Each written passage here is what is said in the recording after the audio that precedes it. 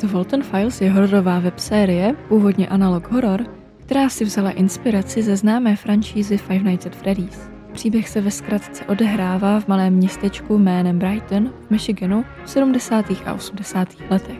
Dva nejlepší kamarádi, Jack Walton a Felix Kranken, se rozhodnou zkombinovat 3 věci. Jídlo, arkádové hry a animatronické loutky. Vznikla burgerárna jménem Bones Burgers. Jackova manželka Rosemary Walton tuhle animatronickou kapelu navrhla. Dostali jméno The Showstoppers. V kapele se objevuje modrý králík Bon, ovečka Sha, kouzelník Buzu a fialová králičce Benny. Animatronik, který se v burgerárně také objevuje, je Billy. Billy je klaun, který byl navrhnut pro narozeninové oslavy. V květnu roku 1974, přibližně měsíc před otevíračkou Bones Burgers, se opilý Felix dostane do hádky se svou manželkou Lindou. Linda už má dost Felixové závislosti na alkoholu. Uvědomí si, že jejich vztah není zdravý. Popravdě nikdy nebyl. A tak se rozhodne Brighton opustit. Jakmile tohle Felix zjistí, ihned mu padne nápad se večer opít. Ze smutku. V ten moment mu zavolá jeho nejlepší kamarád, Jack Walton. Požádá Felixe o menší prosbičku, aby odvezl jeho děti, Eda a Molly na školní párty. Felix se na téhle párty opije a při zpáteční cestě s autem naboural. Díky jeho učinění se mu povede zabít děti svého nejlepšího kamaráda. Z šoku a strachu spanikaří. Děti zakope v lese a zbaví se důkazů. A tenhle tragický příběh začal. Přibližně 2 týdny před otevíračkou je Jack nahlášen jako nezvěstný. Abych řekla pravdu, tak v průběhu celého The Walton Files nemáme ponětí, co s Jackem je. Jestli je naživu, nebo někde je. 30. června se uskuteční první narozeninová oslava. Po uzavíračce se hlavní technička Susan Woodings stane obětí animatronického králíka Bona. Bonnie narve do kostýmu Benny, který nakonec posedne. Po pár dnech Bon zaútočí na dalšího technika, Charlesa Brooke. Ten je narván do kostýmu kouzelníka Buzua. Jeho obětí se také stane manželka Jacka Waltona, která se po něm pozdě v noci zháněla. Její křik byl slyšen. It's suspected that those screams belong to one Rosemary Walton, a woman that disappeared earlier that same day, never to be found.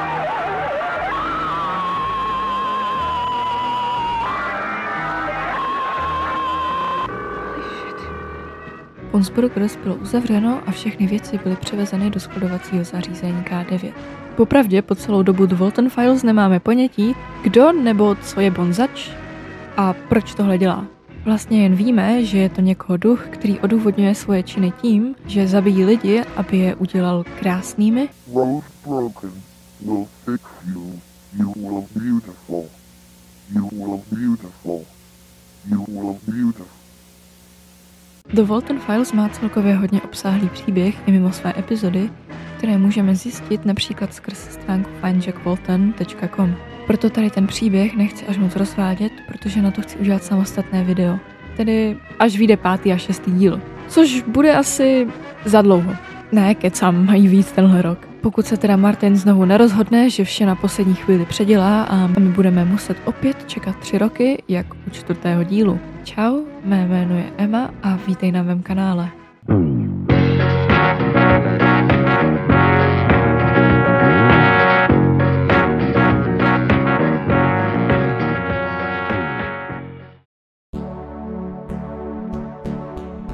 Martin Antony Paredes, známý pod pseudonymem Martin Walls, je autorem hororové série The Walton Files. Narodil se 28. června roku 2001 v Chile. V roce 2014 si založil YouTube kanál, na který později začal nahrávat teasery a trailer na jeho FNAF fanhru Welcome to Bones Burgers.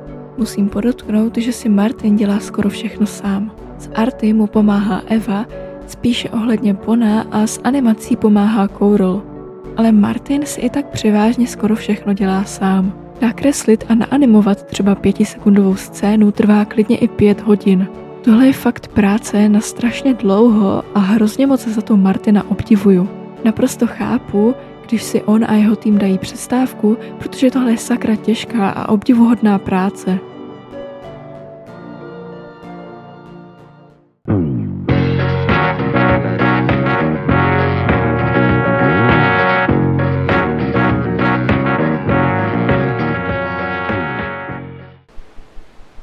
Welcome to Bob's Burgers, také známá jako Return to Bob's Burgers, je indie hororová hra, která byla zrušena. Inspirovala se velmi úspěšnou a milovanou herní franšízou Five Nights at Freddy's. Tahle hra je také předchůdce série The Walton Files, kterou všichni známe a milujeme.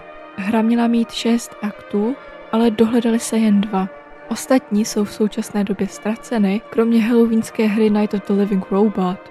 Mnoho prvků ze hry, jako jsou postavy, prostředí a podobný příběh, se objevuje právě v The Walton Files. Za mě je strašně fascinující, jak se Martinův styl kresby už od téhle hry neustále vyvíjel. Vezmeme si třeba Bona jako náš příklad. Takhle vypadal v roce 2017 až 2019 a takhle vypadá v současné době. Hra měla vyjít na Game Joltu, ale v roce 2019 byla zrušena. Kvůli tomu, že s hrou měl Martin osobní problémy a z doby vývoje se mu celý tenhle projekt zhnusil. Jelikož se často přepracovával a i vyhořel. A o tomhle všem si teď řekneme něco víc.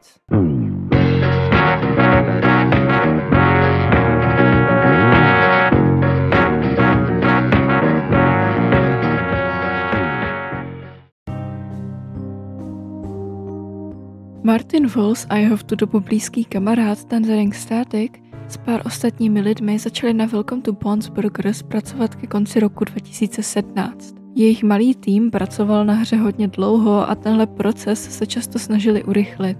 A tohle rozhodnutí také narušovalo Martinovo psychické zdraví. V lednu roku 2019 se často dělo, že si Martin narušoval spánkový režim, aby na hře mohl pracovat. Jednou se i dokonce stalo, že 3 dny v kuse nespal, jen aby mohl dělat grafiku pro hru. Popravdě nevím, jestli byl Martin jediný, který na grafice hry pracoval, ale pokud ano, tak absolutně chápu Martinovo vyhoření a přepracování, protože musí být opravdu těžké dělat grafiku pro svou vlastní hru jako jediný z celého týmu.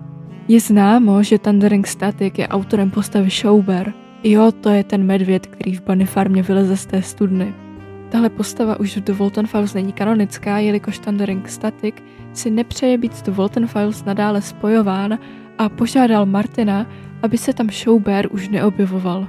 Podle slov Martina se dostal k bodu, kdy práci na hře nenáviděl a z pomyšlení na to byl jen otrávený. Bál se projekt zrušit, jelikož se hry nechtěl vzdát, aby jeho tým nebyl zklamaný a chtěl, aby se o něm na konci toho dlouhého utrpení mluvilo. Koncem roku 2019 se od hry Martin začal pomalu distancovat, protože si začal uvědomovat, jak moc mu vývoj škodí. V lednu roku 2020 oznámil, že Welcome to Bob's Burgers se oficiálně ruší. Po tomhle oznámení Martin očekával, že jeho tým bude zklamaný, ale nebyl. Popravdě si ani nedokážu představit, jak tohle muselo Martina zabolet. 3 roky pracujete na své FNAF fan hře, přitom vyhoříte a škodíte si na psychiku, doufající, že to úsilí někdo ocení a pak od vašeho týmu uslyšíte, tak jo. Takhle by normálně začal můj villain arc. Tohle by mě jako fakt naštvalo. Při tak velkých projektech je taky potřeba si dávat hodně na čas a věci si opravdu promýšlet. A to mluvím ze své zkušenosti. Máte nějaký nápad, začnete na něm pracovat a po pár měsících se vám nějak pročistí hlava a dostanete nějakou další inspiraci a celý ten projekt pak vlastně provedete líp.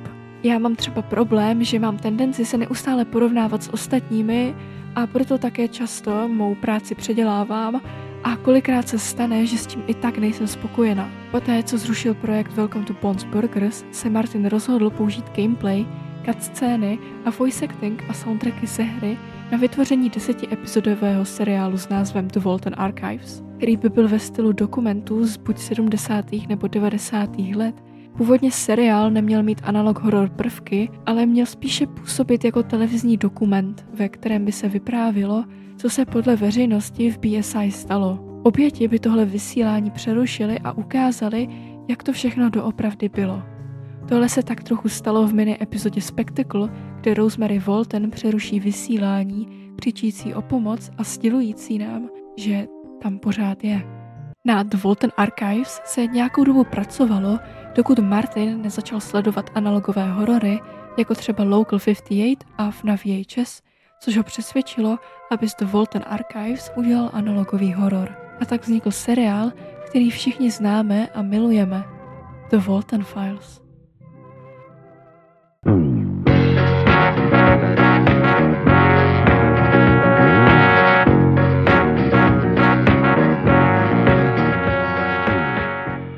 Ve Welcome to Bond's Burgers se objevují všechny postavy, které se objevují i v The Walton Files. Neprošly si nějakou velkou změnou, kromě Scrapped Freddyho a TVA, ale jsou tam i postavy, které se do seriálu nikdy nedostaly. Jako třeba tahle postava bez jména, tohle rozbité prase a Bubu. Postavy jako Heidi, Tammy a Dougie se objeví v nekanonických epizodách Buzu's Ghosts a The Mysterious House. Příběh hry byl chaotický a docela odlišný tomu z The Walton Files. Animatronici byli vyrobeni v 60. místo 70. letech. Animatroniky ovládala nějaká technologie mozkových vln místo Cyberfun konzole nebo dušemi. V příběhu byly také postavy hodně odlišné. Například Felix Kranken. Ten se původně jmenoval John F. Wilbrock, který se stal obětí Bona a Jack byl tady ten vrah. Hráč hraje za dceru Jacka, Sophie Walton, která má za úkol hlídat buď K9 nebo Bond's Burgers.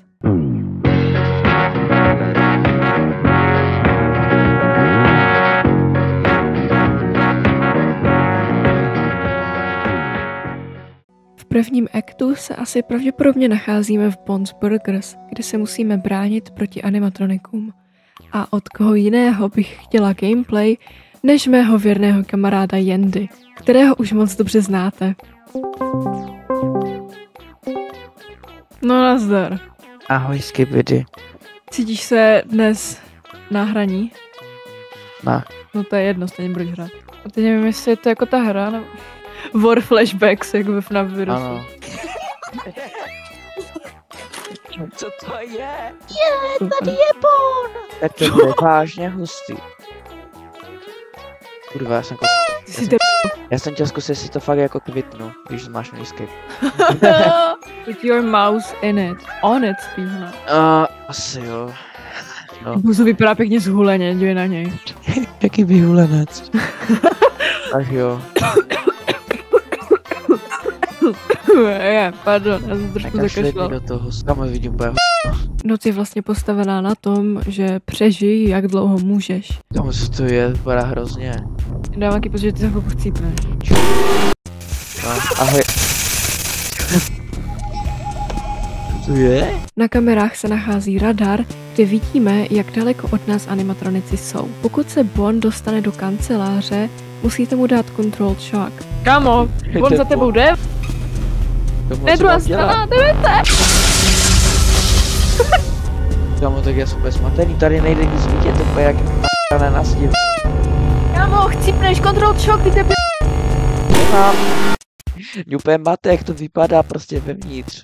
Zjištění mechaniky ostatních animatroniků jsme měli docela problém. Po chvilce nás napadlo, hej, pojďme kouknout na wiki stránku té hry.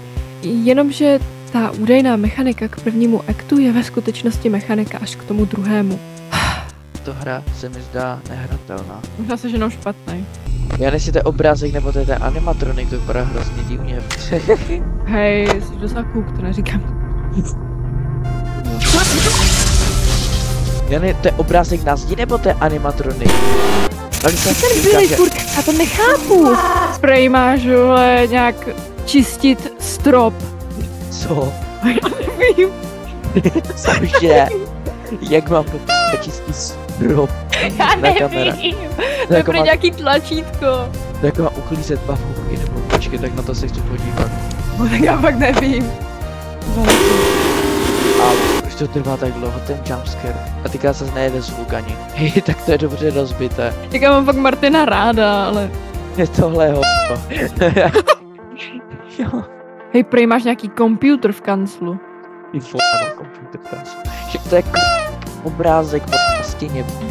Tady je takové toto mini, prostě úplně No, tak počkej, máš tam tu to dělat. kazetu nějakou. Kde mám kazetu? Nevím, nějak si odlákal, já nevím, nic na něco sklikl prostě. Já se na ní svítil. Pozor, Bon. Co to je?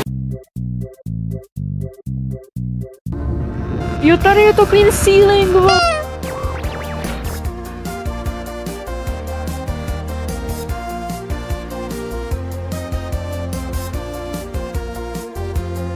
Pak je tady halloweenský speciál Night of the Living Robot, kde se objeví Pumpkin Rabbit. A tady už nechám Jendu přezít skoro všechno. Takže ahoj, já jsem Jenda a pokud jste si ještě to nevšimli, tak jsem jen dlouholetý otrok. A Emma přišla s dalším skvělým nápadem a je další gameplay nějaké debutní hry od Martina Wolse. Ve Spooky Party máte za úkol opravit všechny ventilační systémy a přitom se vyhnout smrti.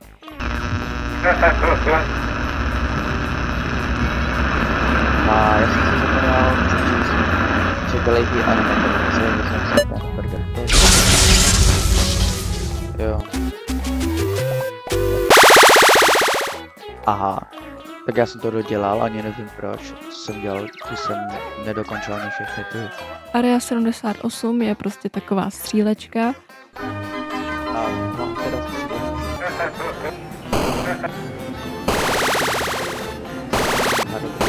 V Puppet Show máme sledovat Bonovo loutkové představení.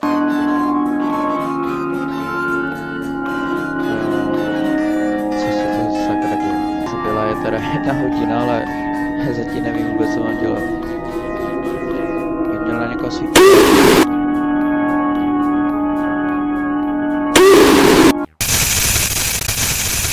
Já to nechápu. Já tohle hru moc nechápu, zkusím další. A v Candy Maze má hráč pozbírat všechny bonbony v strašidelné vile.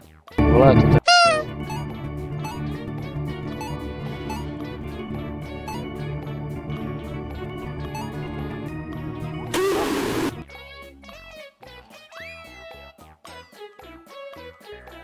Já si myslím, že už to stačilo.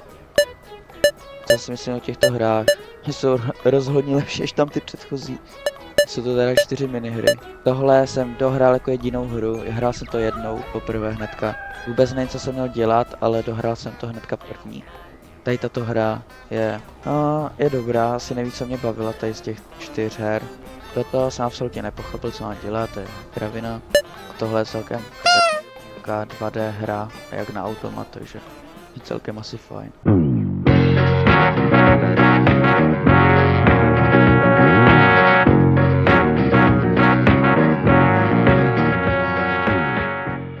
Tohle video se mi fakt hezky dělalo, protože jsem si tady mohla básnit o mém hodně velkém zájmu The Walton Files. Jsem hrozně ráda, že z Welcome to Bob's Burgers vznikl The Walton Files, které všichni milujeme. Nechci tady nějak útočit na Martina, ale je dobře, že se od Welcome to Bob's Burgers odtrhl. Ne, že by to bylo nějak špatný, ale spíš to fakt potřebovalo čas a popravdě si nedokážu představit, že by tahle fun hra byla takový hit jako zrovna Walton Files. Martinův styl kresby zbožňuju, je lehký a zároveň vypadá hezky a má svůj šarm.